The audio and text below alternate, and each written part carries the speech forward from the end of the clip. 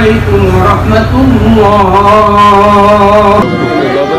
আমাকে ক্ষমা করে দেবেন। আমার এই বিষয় নিয়ে মনটা খুব খারাপ।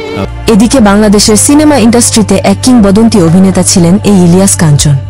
হঠাৎ করেই এই অভিনেতার জীবনে নেমে এসেছে কাল বৈশাখী ঝড়ের মতো বড় ঝড়।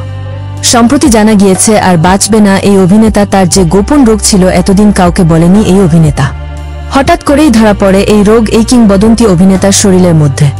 আসসালামু আলাইকুম প্রিয় দর্শক, আজকে আপনাদেরকে দেখাবো এমন একটি গুরুত্বপূর্ণ ভিডিও যে ভিডিওটি দেখলে রীতিমতো অবাক হবেন। দর্শক, না ফেরার দেশে চলে গেলেন জনপ্রিয় অভিনেতা ইলিয়াস কাঞ্চন। দর্শক, কিভাবে তিনি মারা গেলেন বিস্তারিত দেখতে পারবেন এই ভিডিওতে। 1 সেকেন্ডও না টেনে পুরো ভিডিওটি দেখবেন। চ্যানেলে নতুন হলে সাবস্ক্রাইব করে রাখবেন পরবর্তী আপডেট পাওয়ার জন্য।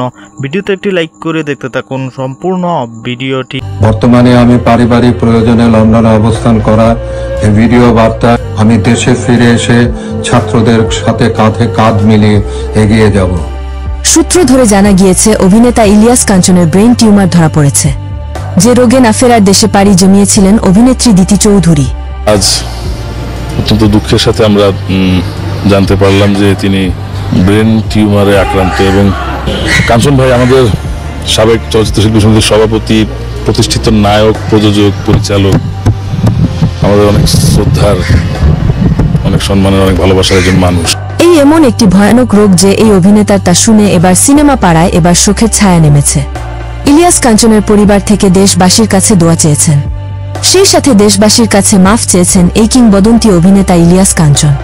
আর আমার যদি জানাজা হয় সবাইকে আমি আমন্ত্রণ জানালাম, আপনারা সবাই আমার জানাজা উপস্থিত হবেন।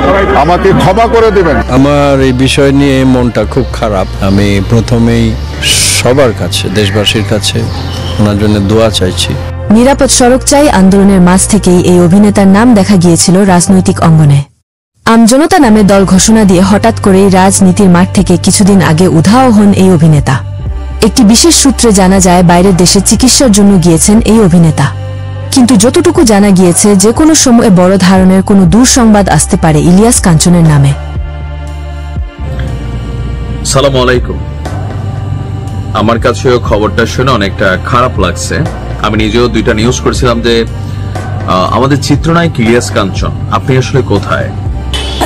কাজের শেষে উনি আল্লাহর ইবাদত বন্দেগীতে করতেন, নামাজ পড়তেন, আর পায়ের মধ্যে এরকম টুকটুক করে করে মানে দোয়া পড়তেই থাকতেন, দোয়া পড়তেন।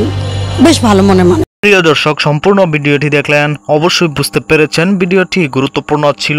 দর্শক, এই ভিডিওতে যে তথ্যগুলো আপনারা পেয়েছেন এ বিষয়ে আপনাদের কি মতামত তা অবশ্যই কমেন্টে জানাবেন। এবং পরবর্তী আপডেট ভিডিওগুলো সবার আগে পেতে চ্যানেলটিকে এখনই সাবস্ক্রাইব করে রাখুন। এই মুহূর্তে বিদায় নিচ্ছি, দেখা হবে পরবর্তী কোনো ভিডিওতে। সে পর্যন্ত ভালো থাকুন, সুস্থ থাকুন। আসসালামু আলাইকুম।